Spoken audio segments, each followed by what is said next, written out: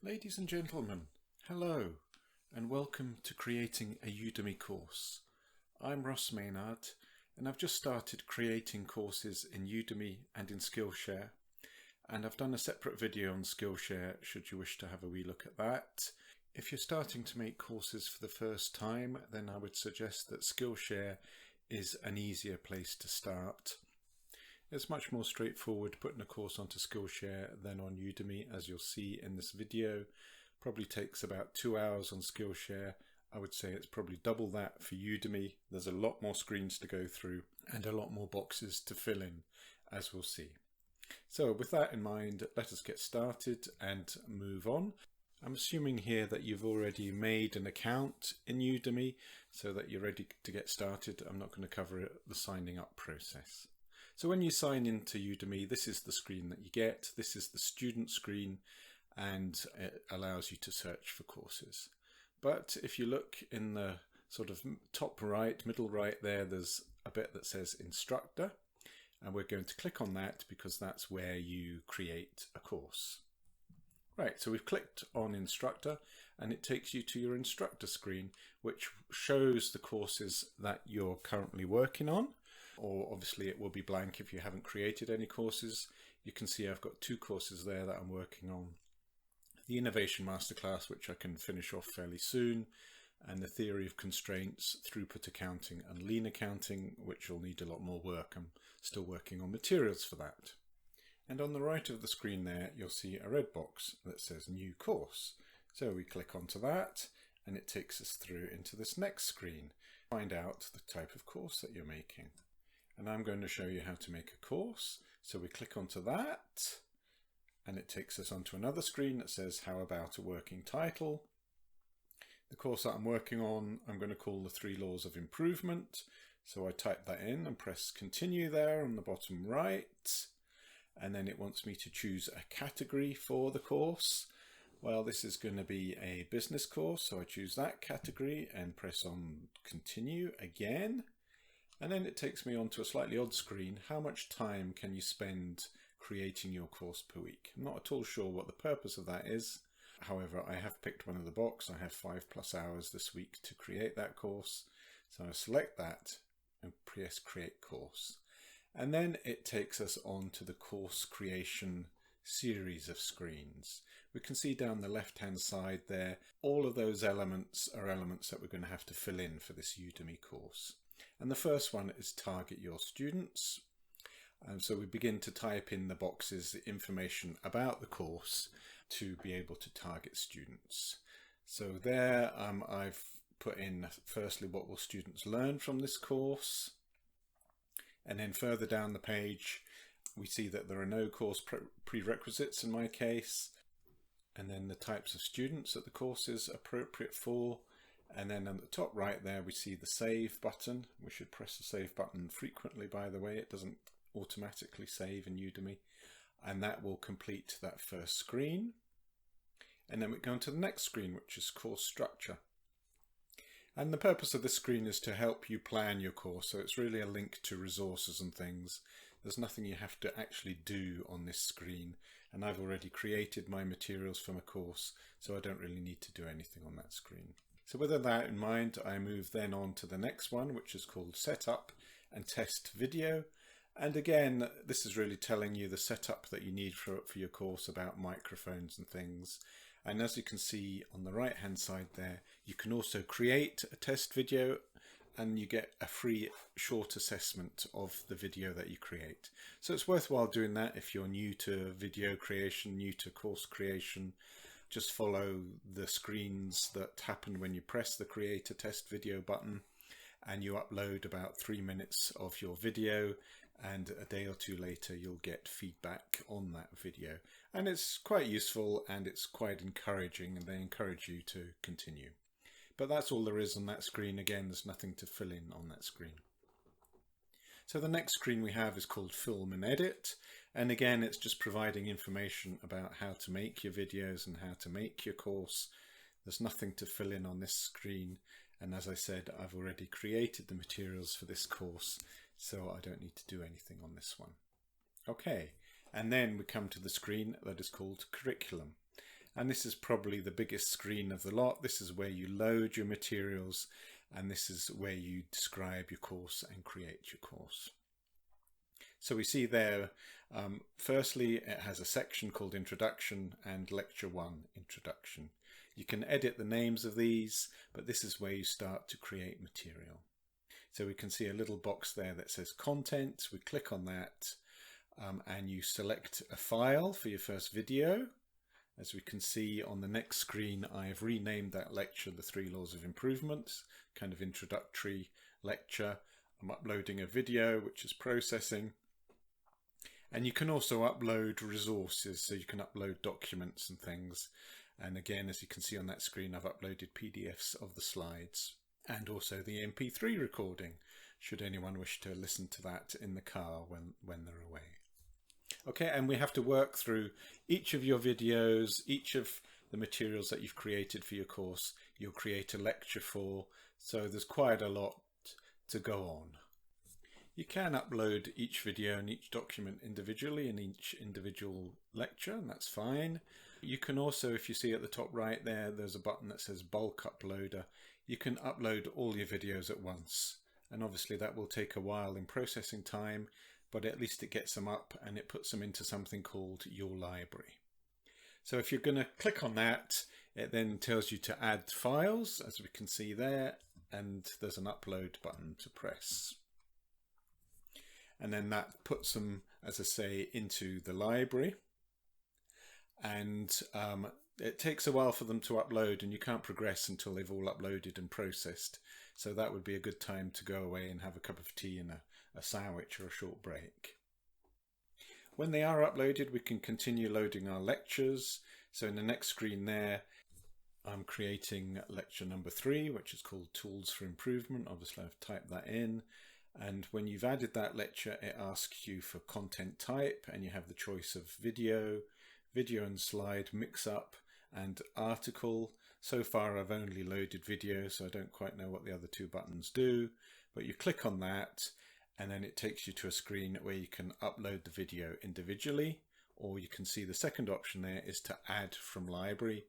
And if you select that, it takes you to your library where you've uploaded all your videos and they've now processed, and you can select whichever one you want on the right hand side there for that.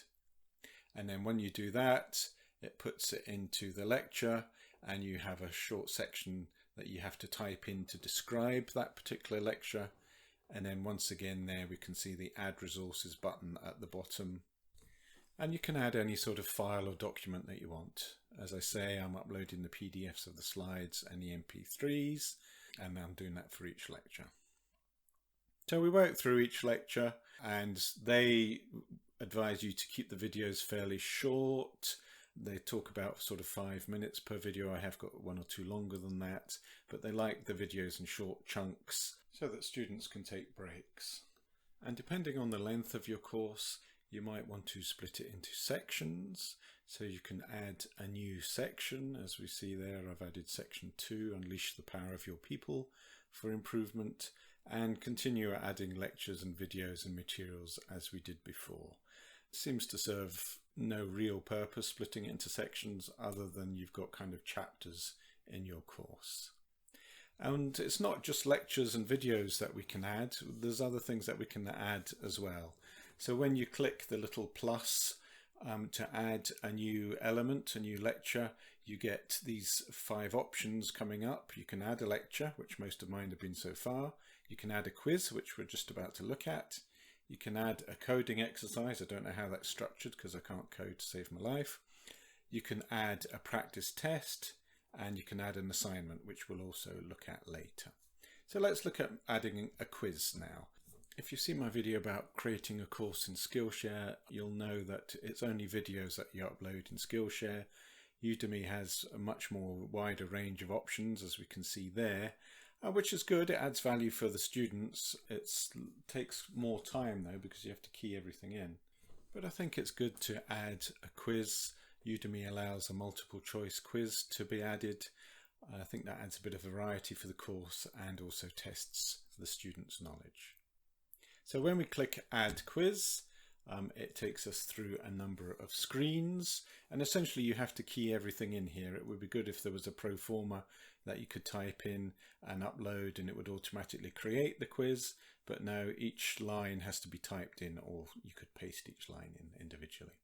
So you type in your question and then you type in the answers one by one with an answer as well, false or true, and you indicate with a little dot there on the left which is the correct answer for the software. And you go through and create your questions. As you can see there in the quiz, I have created 10 questions, and I think it took me an hour or so to create that quiz. But worth the effort. I think that adds variety, as I said, for the students. Also, one of the options that we saw there was to add an assignment. I wasn't originally going to add an assignment. I'm not a big fan of homework, but I thought it might add value and some students might like that approach. So I have gone through the add assignment screen and we'll cover that now. As we can see here, there are 4 elements to the create assignment function. Firstly, we put in the title and we put in a very brief description of what the assignment's going to be about, and we estimate how long it's going to take the student to take. I've estimated 60 minutes for this one. And then on the next screen we have to put in the assignment instructions. You can add a video to introduce the assignment, as you can see, and you can also just type in the assignment there, as I've done. And then on the next screen we have to add questions for the assignment, and again each one of these has to be typed in individually. I've typed in 4 questions there. And then finally, on the final screen, the 4th screen, we have to type in a solution. Now, I tend not to do solutions for assignments. It's to encourage the student to think about their own organisation or their own workplace. So I've just said there's no set assignment, carry out this activity. But if you were setting a more precise assignment with specific answers or model answers, you would type those in there or cut and paste them in from a Word document. As with the instructions for the assignment, you can upload a video of your solution or your model answer or some explanation of why you come to that, which seems like a good idea, and that's another video for you to create should you wish to follow that route. And when you've created your assignment, you can see there's a button on the top right there that says Publish. We click that and it puts us into our stream of lectures. As we can see there on the screen, I've now got 15 lectures, plus a quiz, plus an assignment. So all of that takes time to upload and type in the descriptions and upload the documents and things. However, once we've done the course, uploaded the course, that is the curriculum element of the course finished, and we move on to the next one, which is about captions. Now, Udemy adds captions once you've submitted your course for review. So again, there's nothing particular for you to do here. It's just to read that to say that they'll auto-generate captions for you. And then move on to the next element, which is called course landing page. And the course landing page requires you to give the course a title and to give it a subtitle and then a description. I've cut and pasted this description from a Word document. I typed it up beforehand. And this course landing page is what the students are going to see when they happen upon your course. So it's important kind of marketing information. And as we scroll down the page, we have to set some basic information about the course. My one is in English. This particular one is beginner level. It's business and it's management. There's various subcategories you can choose from. And then you type in a keyword and it's looking for keywords from its list of keywords there. And then we get to the interesting thing of course image. And Udemy offers to create a course image for you if you read that text. So again, if you click on that, there's another series of screens to follow through whereby you describe some of the features of your course fairly briefly and submit it to them, and they're supposed to come back within 48 hours, which they have done actually for this course. And in the meanwhile, you put in this placeholder image to show that you've requested a course image. And then also below there, my head slightly cut off, you can also upload a promo video, a short introduction that students can see when they're clicking onto your course. The next step to go through is the course pricing tier, and I'm pricing in pounds. There's a pricing tier matrix which shows that dollars and pounds are equivalent, so they'll price a course in dollars at the same as I select for pounds. It's not for me to advise you on pricing for your course. I believe in offering good value for courses, so I'd probably tend to price my courses lower. My courses are all business courses, and I believe that people are willing to pay, say, £20–25 for a good business book, so I should be pitching my courses around about that level. For this first one, because it's a beginner level, I'm going to pick tier 1 there, $19.99. Moving on, the next screen is promotions. You can create coupons for your course and distribute them amongst your many social media followers. I'm sure you do have many followers. I personally am not going to do that at this stage. As I said, I want to price my courses to offer good value, so I don't feel that I need to offer coupons as well. Depending on how well the course sells, I might do some sort of Christmas or New Year promotion coupon in the future, but at the present I'm going to leave that blank. Alright, we've gone pricing, we've gone promotion, we are down to the last button, which is course messages. And this is where you type in a welcome message and a congratulations message for people that sign up for your course. So just a very short welcome sort of email type thing, and a very short thank you for completing the course type thing. Easy to do. As I say, press save once again, press save on every page here and every time you fill anything in, because it does not automatically save. And with that, we've uploaded all our course files, all our videos, etc. and we filled in all the information that Udemy wants.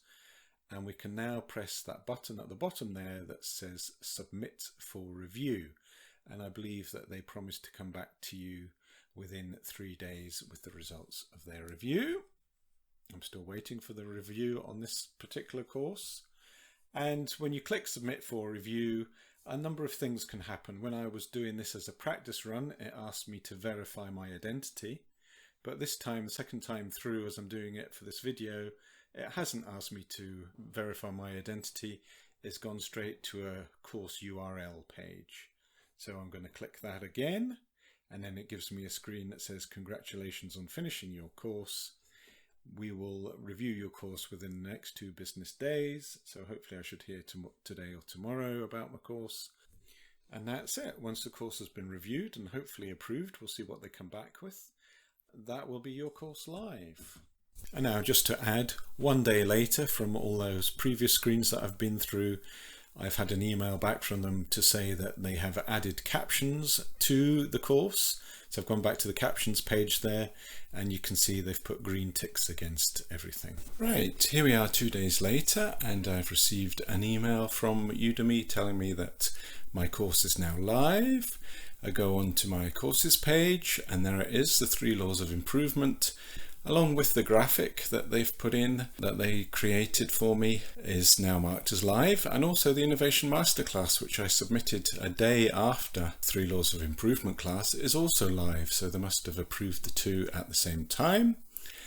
And that seems to be everything done then. That's the course live.